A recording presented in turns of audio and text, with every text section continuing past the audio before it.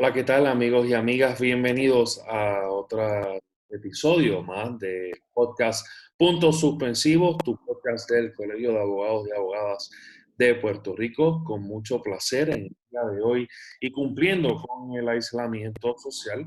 Les habla el estudiante de tercer año en Derecho de la Universidad Interamericana de Puerto Rico, Facultad de Derecho, y me acompaña en el día de hoy el compañero colegiado Omar Vega Albino. Saludos, ¿cómo estás, compañero de la Universidad, de la Escuela de Derecho de la Universidad Pontificia de Ponce? ¿Cómo estás?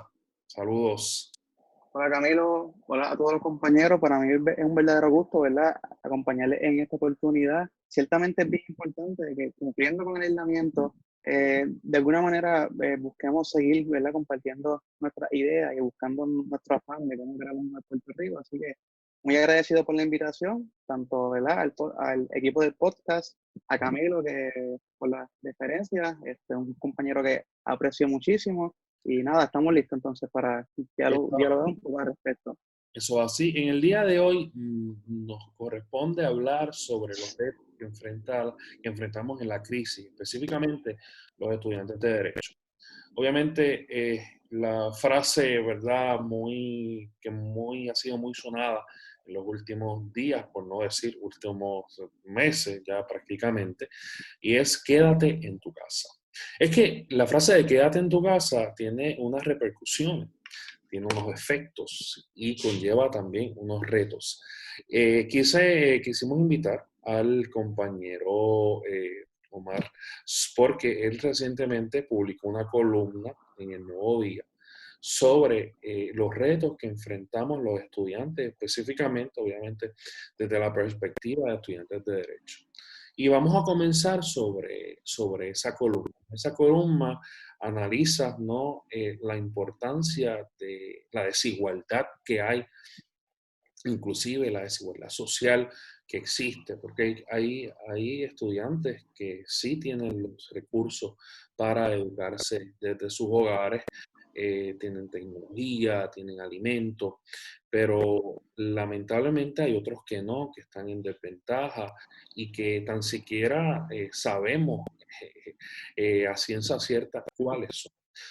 Omar, si quieres, vamos a comenzar un poco a reflexionar sobre esa columna y nos hables un poco de qué te motivó a escribirla. Pues mira, ciertamente ha sido mucho el debate, ¿verdad? Sobre una situación que es atípica para todos nosotros y novel, porque la realidad es que nuestra generación, ni la de nuestros padres, ni posiblemente ni la de nuestros abuelos, ¿verdad? Hermanos que haya nacido para la época de 1918, que habrán sido niños para entonces, eh, es muy atípico el bregar con una situación y los problemas son noveles para todos nosotros. Estas novelas, perdóname, estos problemas no son ajenos a la comunidad estudiantil y en este caso pues de las escuelas de derecho. En el caso de Ponce, y estoy muy seguro que también en el caso ¿verdad? En la Intel y en la UPR, tenemos muchos colegas estudiantes que a la par a sus estudios también están manejando la crisis desde diferentes frentes. Yo tengo bastantes compañeros que están en la Policía de Puerto Rico, que son enfermeros o enfermeras, que de alguna manera participan en el sistema de salud, en el sistema de distribución de bienes, ¿verdad? Tanto en las tiendas, en los centros de distribución, y les ha tocado adicionar a sobrellevar la situación que les han dado horas adicionales de trabajo, tener que entonces estar manejando sus estudios, tener que estar manejando su familia y tener que de alguna manera sobrellevar muchas cargas a la misma vez. Esto me trae la idea de alguna manera llevar la voz pues, a un foro que traiga a la discusión diferentes ideas, entonces someter la columna al Nuevo Día, porque entiendo, entre otras cosas, que el asunto de quédate en tu casa, aunque es muy importante, no se puede ver muy livianamente. Ciertamente, eh, hablar de quédate en tu casa sin más va un poco, ¿verdad? Desde el aspecto del privilegio, Ujú. porque pues dentro de todo, ¿verdad? Afortunadamente quizás muchos de nosotros no tenemos la necesidad apremiante de ir a buscar el pan cada día, pero la realidad es que hoy día hay muchas personas necesitando de alguna manera traer los suministros a su hogar, que llevan más de un mes sin trabajar, que llevan ¿verdad? La desesperanza de qué hacer al día a día y las ayudas del gobierno no llegan, ¿verdad? La ayuda de las autoridades al momento, por diferentes circunstancias no han podido llegar y esto incrementa ciertas problemáticas que hay que considerar, ¿verdad? Sin la ayuda quizás no puedo acceder a los medicamentos que necesito, no puedo adquirir de alguna manera los alimentos o los bienes que son necesarios en mi familia. Y así que son muchas consideraciones que hay que sobrellevar porque la comunidad estudiantil no está exenta de ellas. Son situaciones que cada día, ¿verdad? Nos tocan de alguna manera, algunos más que otros. Y ahí es que entonces, pues, proponemos y traemos la discusión de la idea de una forma de evaluación o de calificación para las notas de los estudiantes, que es un sistema que se ha implementado en sobre 70 universidades de las más prestigiosas de Estados Unidos, un sistema que la universidad número uno en Derecho, que es Yale, lleva más de 70 años implementado, y es el sistema de calificación Pass-Fail. Es decir, lo que buscamos es que este semestre de alguna manera se le provea a los estudiantes las herramientas para que si han sido de alguna manera víctimas, por llamarlo así, de la presente crisis, sepan o tengan una tranquilidad de que su promedio académico no se les ve afectado, ¿verdad? Y es un asunto de discusión que me gustaría también escuchar un poco a Camilo, porque sé que en todas las escuelas se ha traído. Muchas universidades en Puerto Rico, como lo han sido el Colegio de Mayagüez, lo ha adoptado. Y creo que es un aspecto de discusión que hay que traer, porque a pesar de que a muchos académicos no les gusta, recostándose de la idea de que los estudiantes van a mermar en su esfuerzo, lo cual difiero totalmente, eh, creo que debemos hacer un esfuerzo colectivo de cómo ayudarnos mutuamente y que los aplausos no se queden por las tardecitas en la tarde, sino que de alguna manera, desde diferentes aspectos, podamos colaborar. Y por ahí fue la idea. Pues muy bien, muy bien. Yo creo que es un punto muy donde todas las universidades están haciendo tripas corazón. Ciertamente. Pero recientemente, ya que me preguntaste, el Consejo de Estudiantes de la Universidad, Facultad de Derecho de la Universidad Interamericana llevó a cabo una encuesta. En esa encuesta se establecieron y se ponderaron tres posibilidades de evaluación. Obviamente, pass, fail or fail, también una manera híbrida, es decir, A y B va a contar como pass y entonces y C también, y luego D y F, pues obviamente no. Y entonces también otra manera era la calificación de A, de B, y luego una C para que no afectara el promedio, pasarla como pass, y D y F fail. Así que se favoreció el sistema híbrido en ese sentido y que obviamente A, B y C sea como pass y D y F no sea fail. O sea, es decir, salga en promedio A y B, C pass y lo demás pues suspenso, como dicen, como se califican en España. Pero, o sea, es aquí más allá, ¿verdad? De verlo desde ese punto de vista, hay estudiantes que han podido continuar con el mismo esfuerzo, pero hay estudiantes que no. Y aquí quiero entrar un Ciertamente. tema, y es el tema de la adaptación.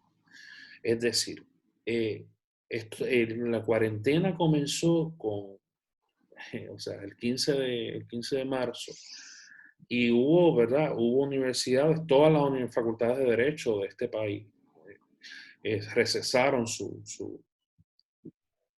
¿verdad? Su calendario académico. Y la Interamericana no fue una excepción, la Ponce tampoco fue una excepción y UPR tampoco fue una excepción. Así que en ese sentido, durante ese proceso, un proceso de adaptación, tanto por parte de la facultad como la comunidad estudiantil. Pero a mi entender, yo creo que en la adaptación tardó más y todavía hay estudiantes que siguen en ese proceso. Sí. Y lo traigo porque estar en tu casa, ciertamente aislado, donde cambias totalmente el ambiente al que estás acostumbrado. Omar y yo llevamos 3 años yendo a las zonas de clase, o sea que el ambiente te cambia distinto. Y al Sí, cambiar el ambiente, cambia tu manera de producción, cambia tu manera de retención de material, cambia o sea, lo cambia todo. Y yo creo que ese cambio va a verse reflejado en el aprovechamiento académico y no es para menos ciertamente. porque estás haciendo un cambio drástico a lo que estabas acostumbrado. Y es un tema bien interesante de cómo los estudiantes de Derecho y otros estudiantes también de otras universidades se han podido adaptar. Pues mira, ¿verdad? Cada psicología es distinta, cada mente es distinta, cada ser humano se adapta más rápido a los cambios o más lento a los cambios. Y es bien curioso la manera en que yo tengo compañeros que me dicen, mira, yo estoy súper bien en mi casa. No tengo que salir, no tengo que hacer nada. Y están otros compañeros y compañeras como yo. Que mira, yo estoy desesperado, necesito salir, o sea, y ahí me falta a veces concentración y es un proceso normal. O sea, eh, me falta concentración para hacer una serie de cosas, una serie de tareas. O sea, que hay personas que tienen que lidiar con esa adaptación. ¿Verdad? Y ahí es algo que el gobierno no puede hacer nada. O sea, es una tarea individual que como estudiantes debemos cumplir. Ahora bien, también tenemos que recordar y hablar sobre el esfuerzo que está haciendo la facultad, ¿verdad? Ujú. Y los profesores y profesoras que no necesariamente se han adaptado. O sea, yo tengo profesores que llevan una vida entera ofreciendo clases de manera presencial y utilizan los medios electrónicos en situaciones extremas. O sea, porque esa es su forma y a base de la libertad de cátedra, pues con todo, ¿verdad? Con todo el derecho, pues imparten el material tal y como ellos entienden que es la manera correcta. Y ese proceso de adaptación también afecta a los profesores en su proceso de enseñanza. Definitivamente. Porque un profesor que no necesariamente está acostumbrado a utilizar este tipo de plataforma se va a ver afectado en cierto modo en su manera de cómo expone su clase. Y eso crea, y claro, y eso crea obviamente eh, diferencia, ¿verdad? En el proceso de enseñanza. Te dejo esa línea para que ¿verdad? Hables un poco sobre cómo se está viviendo en Ponce, en la Escuela de Derecho de la Pontificia Universidad Católica. Mira, ciertamente, aquí el problema inicial es que no tuvimos un periodo de transición. Aquí no se dio ese proceso de mutuamente, porque ciertamente esto va de parte y parte, va de parte de los estudiantes y de parte de los profesores de la facultad. No se dio la oportunidad de que pudiéramos ir poco a poco moviéndonos de las aulas físicas a las aulas virtuales. ¿Verdad? Para la amiga y amigos que quizás no están sintonizando o nos están viendo en esta, ¿verdad? En esta conversación, me gustaría compartirles un poco que la dinámica en derecho, por lo menos en mi experiencia, y sé que la del compañero también, es una dinámica que se abre mucho a la discusión, porque en el derecho es necesario que se compartan las ideas, que se debatan las mismas, porque el derecho es constantemente cambia, ¿verdad? El derecho es algo que conforme a las leyes, conforme a las enmiendas, conforme a las decisiones del tribunal, constantemente va evolucionando. Y en esa misma medida es que la dinámica de las escuelas de derecho son bien abiertas a una discusión, a un intercambio de ideas, a un debate de perspectivas. Y ciertamente, a mi juicio, las aulas virtuales no han permitido del todo subsanar esa necesidad. Ahí es que entonces ha sido un proceso bien, dentro de todo, atropellante, ¿verdad? Ese proceso de adaptarse. Ujú. Ciertamente hay que reconocer que esto no, ¿verdad? Lo estamos afrontando en un periodo afortunado en un aspecto y es que tenemos la tecnología a nuestro favor y nos hemos podido de alguna manera mantener una comunicación, ¿verdad? No me imagino cómo sería esto en un periodo en el cual no nos podamos ver, pero tampoco el espacio de la comunicación virtual, lo hubiese complicado.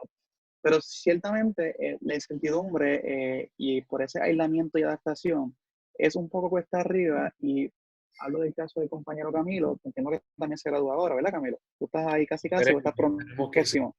esperemos que Pues sí. yo estoy pues yo estoy en la misma línea y hablo, por ejemplo, de los compañeros que terminaron en diciembre, que están próximos a coger la reválida y una semana antes dicen la reválida no va.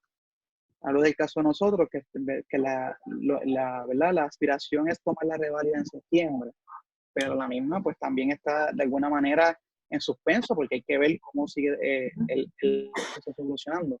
Hablo de la realidad de que hoy mismo los tribunales no están activamente elaborando, por lo tanto las posibilidades de adquirir un empleo próximo también se merman de alguna manera. Hablo del hecho de ver las circunstancias, los constantes debates, las problemáticas sociales de, por ejemplo, constantemente cuarteles de la policía que han tenido que eh, clausurarlos temporalmente, ¿verdad? En lo que se hacen las pruebas, en lo que se subsana si hay alguien contagiado o no. Hablo del hecho de que las pruebas al día de hoy pues, no están del todo suficientes como para tener una data que nos pueda de alguna manera dar una ilustración completa de lo que está sucediendo. Así que son muchas interrogantes que se suman a ese proceso de adaptación. Eh, Quizás de un inicio haya compañeros, colegas, estudiantes que les ha afectado más directamente, y hablo, por ejemplo, tengo un colega que he conversado en más de una ocasión con él, que él trabaja para la policía de Puerto Rico y obviamente pues ante la situación, sus turnos comienzan a las 6 de la tarde hasta las 6 de la mañana prácticamente todos los días. En ese periodo corto que él tiene para dormir, no lo puede disfrutar porque aparte de tener que trabajar con su familia, ¿verdad? Y todas las necesidades familiares, se levanta para estudiar, se levanta para tomar cursos, se levanta para ponerse al día de los trabajos, diversos trabajos. Así que un proceso no fácil, para ellos desde un inicio fue complicado, para nosotros ahora por la duda de qué sucederá luego, ¿verdad? Porque esta incertidumbre incide. Muy a mi pesar, y comparto que me apena mucho que nuestro tribunal o la Junta para la admisión al proceso de la abogacía no se ha expresado, no ha dado muchos detalles al respecto, nos deja un poco la incertidumbre. Así que, como muy bien plantea Camilo, son muchos factores que están incidiendo y yo entiendo que pues todos tenemos que de alguna manera entender lo que está sucediendo, pero también tiene que ver, insisto, ¿verdad? En el aspecto de la cooperación. Los profesores también se han visto muy, ¿verdad? Atropellados también en este proceso y como bien dice Camilo, yo tengo profesores que muy adaptados a los estilos clásicos de enseñanza que les ha costado muchísimo poder adaptarse a este sistema virtual. Así que ciertamente es algo no es sencillo, hay que verlo de forma holística, no se puede ver livianamente y ciertamente es un proceso que estamos aprendiendo mucho de él. Y quién sabe, ¿verdad? Que ahora, obviamente, de las crisis surgen grandes cambios. Sí, Soy sí, fiel creyente de ese pensar, ¿no? Pero yo creo que la manera en que se enseña y se ha enseñado es un cambio que no se debe hacer abruptamente. El modelo de de acuerdo. enseñanza debe ser un modelo, ciertamente que, como tú bien relacionaste el derecho, que es con un constante cambio junto con los cambios sociales. Entonces, lo mismo ocurre con la educación, la manera en que se enseña. O sea, es como en la educación va, ¿verdad? Arrastrando y tratando de coger los cambios tecnológicos. Y por un lado el derecho va haciendo lo mismo con los cambios sociales y va tratando de irse por detrás y agarrarlo en cierto sentido. Y yo creo que son dos aspectos que van de la mano, porque no hay derecho sin educación. O sea, eso, eso es parte de la premisa de ese cambio. Así que en ese sentido, ibas a comentar algo. No, y, ¿verdad?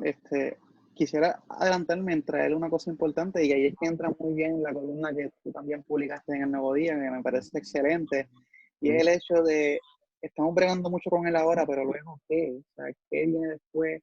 Ahí es que entonces tenemos que verdaderamente trabajar. Muy bien planteaste el hecho de que todavía tenemos polvos azules. En el caso en la Escuela de Derecho en Ponce, tengo varios colegas, compañeras y compañeros que no están viviendo en su hogar, están viviendo en casa de familiares que se vieron afectados por los terremotos. Así que ha sido un proceso muy cuesta arriba, y ciertamente, como tú, como tu compañero aquí, colega Camilo, muy bien expresó. ¿Y luego qué? Esa es la parte que nos toca entonces ya ir trabajando y ser efectivo en esas medidas que tomemos como país. Yo creo que entrando, ¿verdad? Y vamos ahí al siguiente aspecto, y es los cambios económicos, los retos de convivencia. Sí, Eh, y es que cada reto, ¿verdad?, tiene su consecuencia. Y no podemos hacernos de la vista larga de que nosotros los puertorriqueños estamos acostumbrados a convivir, ¿verdad?, en familia y tal. Pero hay puertorriqueños y puertorriqueñas que necesariamente no se llevan con su familia. Hay gente, y eso crea una inestabilidad, o sea, estar encerrado en la casa de uno, que era una inestabilidad emocional que se traduce en aumento en los casos de maltrato, en los casos de sí, violencia de género, que a la larga pueden traducirse en divorcios. Eh, la reciente caída del petróleo, esto, o sea, la gente no, ¿verdad? Y he visto muy poco de esto y me preocupa. Eh, esto va a crear por no decirle, una recesión. O sea, no salimos de una para meternos en otra. O sea, el otro día el precio del barril del petróleo llegó a negativo. O sea, y sí, eso la gente, muchas personas lo han visto, eso es bueno. No, señora, eso no es bueno. Eso a la larga podría crear una inflación, eso a la larga podría quedar. O sea, estamos viendo, no estamos viendo el después, ¿verdad? De la pandemia, las consecuencias que esto podría traer. ¿Verdad? Para no irnos tanto del tema de educación, y es que los estudiantes, y ahora me voy a alejar un poco de las escuelas de derecho, voy a hacer referencia a una columna que también leí. Yo tengo que felicitar a los compañeros y compañeras de derecho, nos hemos votado en la sí, sí. redacción de columna cada vez, sí, cada vez que abro, o sea, todas las semanas veo columnas de compañeros y compañeras de diferentes facultades de derecho. Y la compañera Angelique Rivera de la Facultad de Derecho de la Universidad Interamericana, Excelente redactó, colega también. excelente colega, redactó una columna sobre cómo afecta eh, esta pandemia al derecho constitucional, a la instrucción pública. O sea, y ahí nos vamos. O sea, cómo el Estado, que tiene que cumplir con un derecho constitucional, así sea una pandemia, de educar, ¿verdad? A nivel elemental, intermedio y superior, hasta cuarto grado, hasta cuarto año. O sea, ¿cómo tú puedes satisfacer y hacer valer y hacer ese derecho? O sea, mira, eh, obviamente mucho el Departamento de Educación ¿verdad?, ha hecho su ajuste en cuanto a cambiar las aulas virtuales, pero estamos viviendo en una realidad en que el gran por ciento de niños y niñas viven bajo el nivel de pobreza y no necesariamente tienen acceso a una computadora, a un servicio de internet, Internet. y peor aún, no necesariamente tienen acceso a una buena alimentación. Y es bien curioso que pensemos en que, o sea, y de hecho, estuve en un panel que tuve el otro día, hablamos sobre, hay niños y niñas que la única comida caliente del día es la del comedor escolar. Y entonces han habido planteamientos por parte de la Junta de Control Fiscal y otros entes gubernamentales en los que han dicho, mire, abra los comedores escolares. Y el Departamento de Educación se ha negado con el planteamiento de que la seguridad de sus empleados y los estudiantes va primero.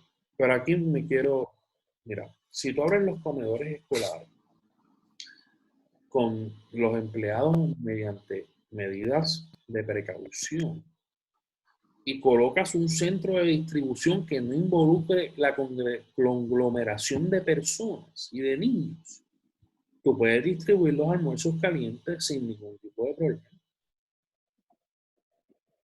O sea, porque, ¿por qué digo esto? Mira, el Instituto para la Nueva Economía, hace 3 semanas exactamente, emitió un comunicado de unas estadísticas, digo, indicando que el 60% de los puertorriqueños se iba a quedar sin dinero para sus necesidades básicas en 15 días. Ya van 3 semanas de ese estudio. O sea, ahora mismo hay puertorriqueños y puertorriqueñas que no tienen para ir a un supermercado a comprar el almuerzo de esta tarde. Justamente. Y menos la cena. Y entonces, tu estado que tiene las alternativas, claro, o sea, estamos en una emergencia. Tiene que haber algún riesgo. La vida se trata de riesgo. El remedio no puede ser peor que la enfermedad. De acuerdo. Y eso es lo que yo estoy viendo y es lo que me preocupa. Y es lo que la columna que establece. Mira, tienes que buscar alternativas que tú puedas cumplir con el derecho a la educación, un derecho constitucional. O sea, y obviamente ahí nos vamos a trasladar a el CARES Act que ayuda, ¿verdad? Que provee ayuda al Departamento de Educación y provee ayuda al departamento, a las universidades del país. Y estos todavía, o sea, aquí quiero entrar un poco a los datos estadísticos que provee la oficina de la comisionada residente, en el que establece que para Puerto Rico le va a llegar aproximadamente de 323 millones con 705 mil dólares para las universidades, una cantidad de 349 millones 113 mil y entre otras disposiciones que así lo establece. Y esa cantidad de dinero se va a dividir, por ejemplo, en el área de las universidades, la mitad de esos fondos van a ir dirigidos a, el 50% van a ir dirigidos a ayuda directa a los estudiantes. Es decir, va a haber un dinero que se le va a depositar en una cuenta de banco a ese estudiante universitario, de las universidades para que cubran los gastos de tecnología. Yo quiero ver el plan que va a hacer el Departamento de Educación para implementar y hacerle llegar, porque o sea, tú sumas los costos de mantener una escuela, obviamente no es lo mismo, pero sumas los costos de otorgarle a ese estudiante una computadora y otorgarle a ese estudiante el acceso a internet y otorgarle a ese estudiante el acceso a un almuerzo, independientemente, o sea, tú lo sumas y el de la computadora va a ser mucho menor. Y ahora, aprovechando esta emergencia, como bien dijo ahorita, de las crisis surgen grandes cambios, también puedes disminuir el gasto público. Es manera, obviamente hay otras connotaciones sociales, como la interacción de niños con otros niños y tal, pero eso son cosas que pueden ir resolviéndose a la par, ¿no? Así que nada, ya he hablado mucho. Yo hablo mucho, Mar. Sí, es que si quieren que No te me preocupes, no te interrumpe, preocupes. así que, pero nada, te Es dejo, que, sí. mira, ciertamente, como muy bien reseñaba el estudio que hablaba de cuándo iban las personas a acabarse de sus fondos, subraya la importancia de entender que es necesario que ya se actúe, que no es tan fácil hablar de un cierre si el gobierno no es efectivo en la distribución de esos fondos. O sea, tenemos ¿verdad? Este incentivo federal a través de CARES Act que que se aprobó hace algún tiempo, pero todavía ese dinero no está llegando a las manos que lo necesitan. En las universidades, por ejemplo, rápido vi comunicados del Colegio de Mayagüez, donde el rector hizo claro que ese 50% se iba a repartir equitativamente. La dinámica que he visto en la Universidad Católica es algo referente hasta que un por ciento es equitativo, luego de ahí, dependiendo de necesidad, ¿verdad? El, Me el intriga mucho cómo evaluar necesidad. Perdóname.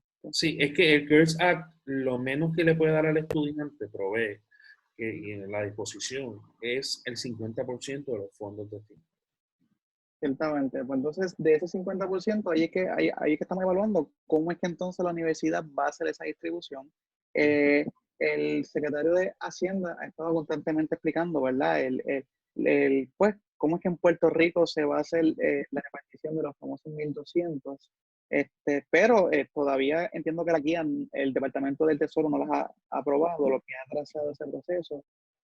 Vemos también como el Departamento del Trabajo se ha visto limitado a atender las solicitudes de desempleo, lo cual ha atrasado también la llegada de esa ayuda. Hoy, precisamente hoy, la gobernadora hace mención del incentivo de $4,000 a la policía de Puerto Rico, que hoy se comienza a desembolsar.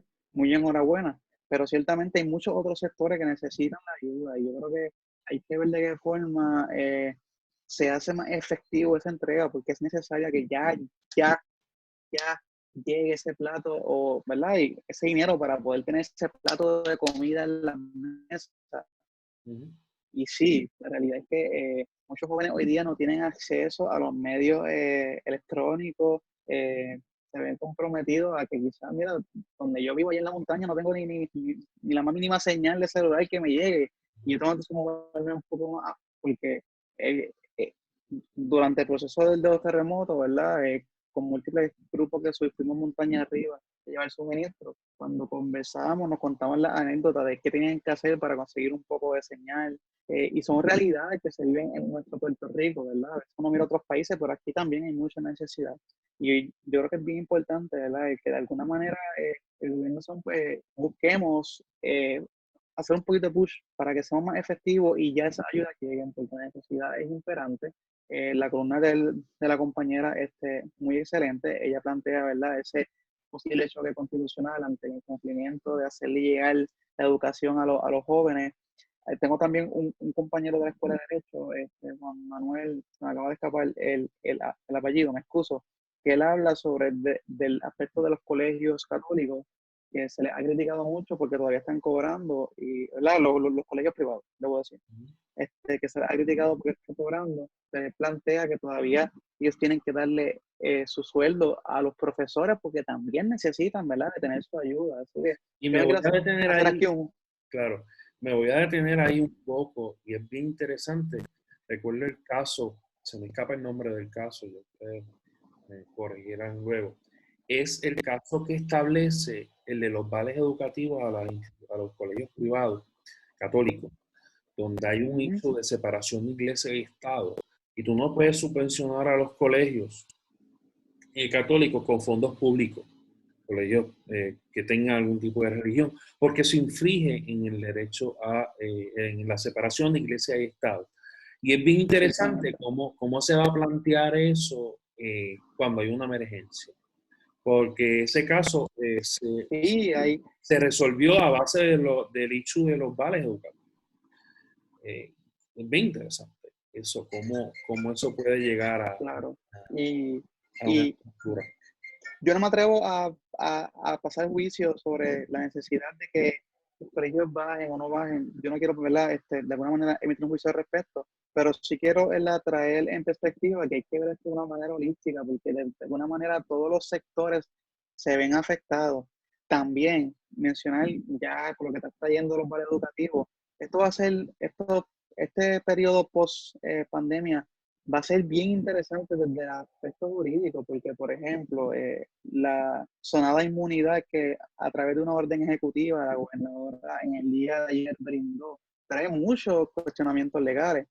Hablemos también, y, ¿verdad?, y haciendo un paréntesis, de la decisión del Supremo en lo referente a las decisiones unánimes del jurado. O sea, hay muchas cuestiones jurídicas que se están trayendo a colación en estos días y hace bien interesante el análisis que hace bien interesante el estudio en las escuelas de Derecho, y en el caso de compañero y yo, que sabemos que esa reválida la vamos a partir con mucha fe, Vamos. nos va a tocar, ¿verdad?, atenderlo desde el aspecto ya como licenciado Hecho y Derecho. Así que es bien interesante todas estas circunstancias que se están dando, los toques de queda, los aspectos legales, los arrestos.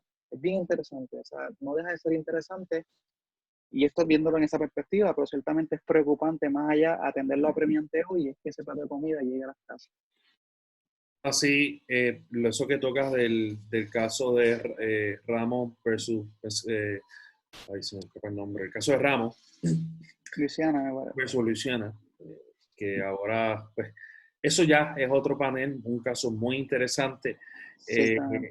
pero que, ¿verdad?, que involucra un cambio en el derecho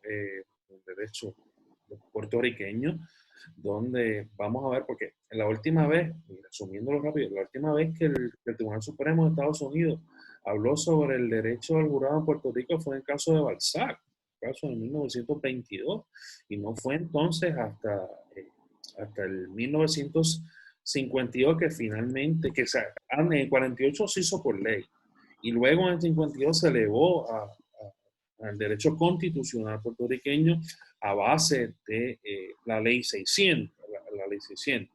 Así que en ese sentido, me gustaría traer un panel sobre eso, pero ya será en otra ocasión porque esto es como Sí. una hora más.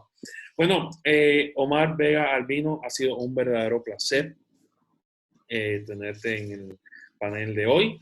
Compañeros y compañeras, abogados y abogadas, muchas gracias por la oportunidad y su sintonía aquí en Puntos Suspensivos, el podcast de la Ilustre sede del Colegio de Abogados y Abogadas de Puerto Rico.